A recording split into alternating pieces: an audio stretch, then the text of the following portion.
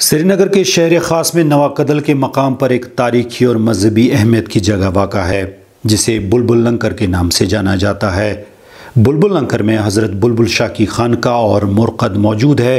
بلبل شاہ پہلے مسلم داعی تھے جن کے ہاتھوں کشمیر کے اس دور کے بادشاہ رینچند شاہ نے اسلام قبول کیا اور اس طرح انہی کے ذریعے کشمیر میں اسلام متعارف ہوا۔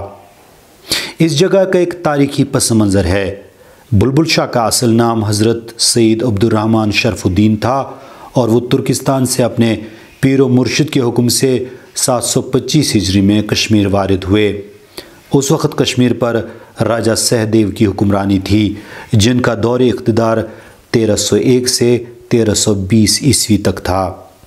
تاریخ کے مختلف حوالوں سے پتہ چلتا ہے کہ ان کے ساتھ ان کا ایک دوست ملا احمد تھا، جبکہ کئیوں کے مطابق ان کے رفقا کی تعداد 1000 تک تھی۔ کشمیر کی تاریخ کا سب سے اہم واقعہ اسی دور میں ظہور پذیر ہوا جس نے آگے چل کر یہاں پر مذہبی، سماجی، سیاسی اور ثقافتی سطح پر گہرے اثرات مرتب کیے۔ سہدیو کے بعد کشمیر کے حکمران بنے لاچن گیلیبو رنچنا، جنہیں عرف عام میں رنچن شاہ کے نام سے جانا جاتا ہے، جو بودھ مت کے پیروکار تھے۔ انہوں نے بلبل شاہ کے ہاتھوں نیا مذہب اسلام قبول کیا۔ بادشاہ کے اسلام مذہب قبول کرنے کی وجہ سے لوگ جوک در جوک اس میں داخل ہو گئے۔ رنچن شاہ نے اپنے پیر و مرشد بلبل شاہ کے کہنے پر جامع مسجد اور ساتھ ہی خانقاہ بھی تعمیر کرائی۔ بلبل شاہ 725 ہجری سے 727 ہجری بمطابق 1326 عیسوی تک کشمیر میں لوگوں کو اپنے افکار اور علم و فن سے فیضیاب کرتے رہے اور آخر 727 ہجری میں داعی اجل کو لبیک کہہ گئے اور ان کا مرقد اسی خانقاہ میں موجود ہے۔ تب سے اس خانقاہ نے کئی دور دیکھے۔ رنچن شاہ نے اسے بڑے عقیدت سے تعمیر کرایا تھا۔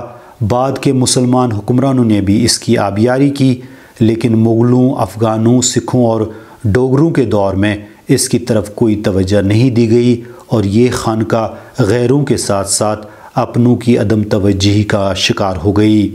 خانقاہ کی ایک جانب رنچن شاہ بھی مدفون ہے، لیکن کچھ مفاد پرست افراد نے خانقاہ کے اس حصے پر قبضہ کیا تھا اور وہاں غیر قانونی تعمیرات کھڑی کر دی تھی، حتیٰ کہ رنچن شاہ کی قبر کسی کے گھر کے اندر آ گئی تھی اور کچھ لوگوں نے خانقاہ کے ایک احاطے کے ایک حصے کو قبرستان میں تبدیل کر دیا تھا۔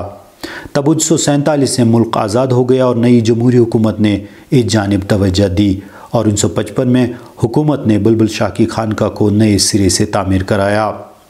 آہستہ آہستہ غیر قانونی تجاوزات ہٹائی گئی۔ حالیہ خانقاہ 2008 میں بنائی گئی۔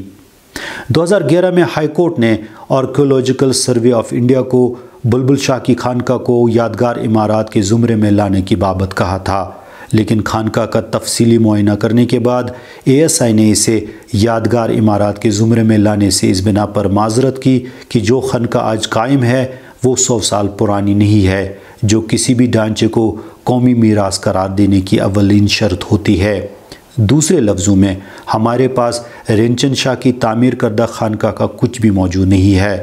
البتہ ایک بات طے ہے کہ ان 700 سالوں سے تبرک کے طور پر بلبل شاہ کا ڈیک ڈکھ موجود تھا، لیکن چند سال پہلے اخباروں میں اس کی چوری کی خبر آئی تھی اور آج تک اس کا کوئی اتا پتہ نہیں۔ اس کے علاوہ خانقاہ کی دوسری طرف جہلم کے کنارے پر وہ بڑا سا پتھر 2014 کے سیلاب تک موجود تھا جس پر بیٹھ کر بلبل شاہ نماز پڑھ رہے تھے جب رنچن شاہ اور اس کی ملکہ نے انہیں پہلی بار دیکھا تھا اور ان کی مراد بر آئی تھی۔